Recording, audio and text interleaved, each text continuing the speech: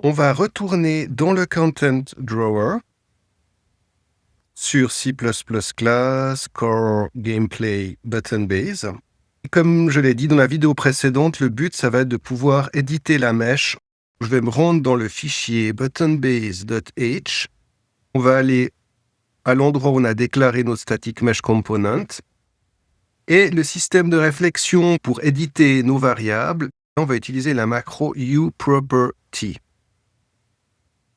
Le système de réflexion permet d'éditer des variables du C++ au blueprint. D'autres fonctions sont utilisées par ce système de réflexion.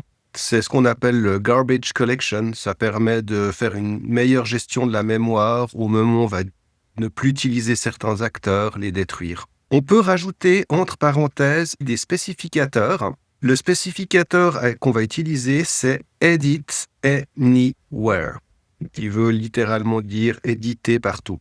On a d'autres spécificateurs du type edit defaults only ou edit instance only. Le edit anywhere va nous permettre de l'éditer à la fois dans le viewport, au niveau de l'instance de l'objet, mais aussi dans l'archétype, donc dans la classe elle-même. Pour éviter le problème que j'ai eu précédemment, je vais fermer Elevator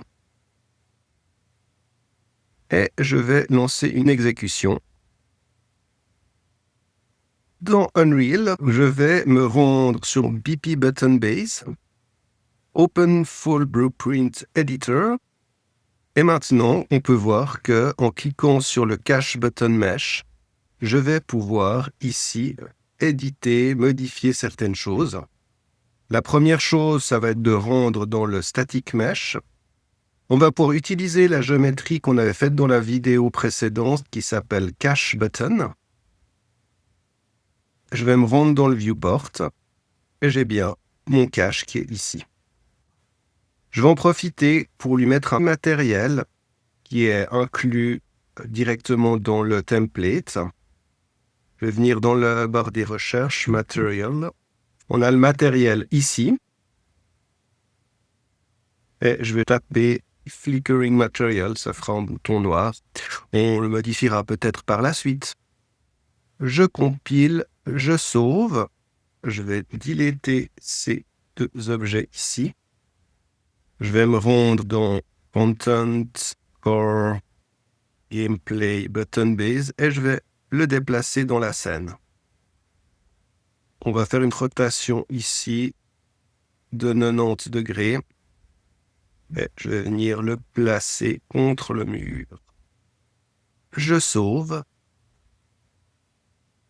Et je vais vous proposer un petit challenge pour la suite. En 3 étapes. La première, ça va être de créer une static mesh component dans le fichier .h nommé button mesh, que vous pouvez placer juste dessous le cache. Utiliser le système de réflexion d'Unreal Engine, comme on l'a fait pour notre mesh précédente, et venir créer la mesh dans le fichier .cpp. Je ferai la correction de ce challenge dans la vidéo suivante.